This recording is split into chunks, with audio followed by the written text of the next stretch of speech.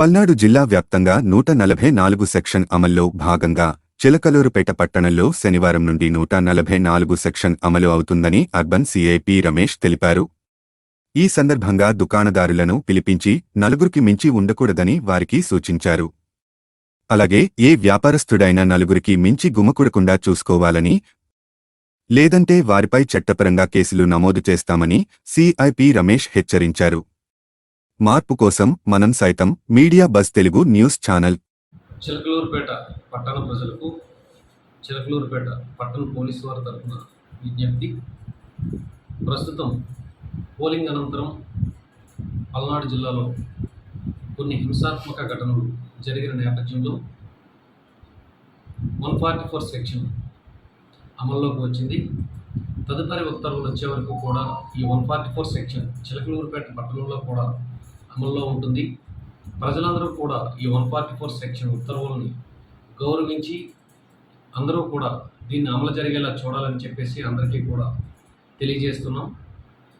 పట్టణంలో ఏ సెంటర్లో కూడా నలుగురికి మించి గుమిగూడి మీటింగులు పెట్టవద్దని, పార్టీపరమైన మీటింగులు పెట్టవద్దని చెప్పి హెచ్చరిస్తున్నాం. ఎక్కడైనా సరే గొడవలకు పాల్పడినట్లయితే కఠినమైన చర్యలు ఉంటాయి.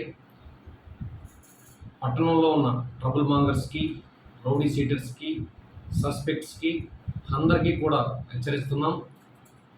దయచేసి ఎటువంటి హింసాత్మక ఘటనలకు కూడా పాల్గొనకుండా, మోటివేట్ చేయకుండా ఉండాలని చెప్పి అందరినీ హెచ్చరిస్తున్నాం.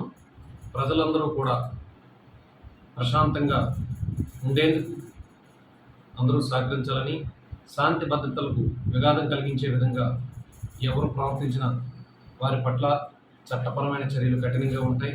దయచేసి అందరూ కూడా ఈ 144 సెక్షన్ అమలుపరిచేందుకు సహకరించాలని చెప్పి కోరుకుంటున్నాం.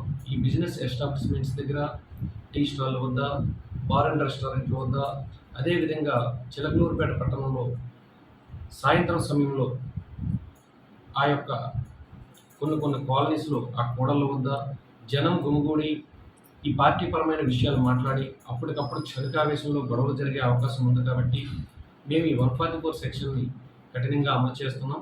దీనికి ప్రజలందరూ సహకరించాలి. ప్రజలందరూ ప్రశాంతంగా ఉండేందుకు ఈ 144 సెక్షన్ అమలు చేస్తున్నాం. థ్యాంక్ యూ అన్న.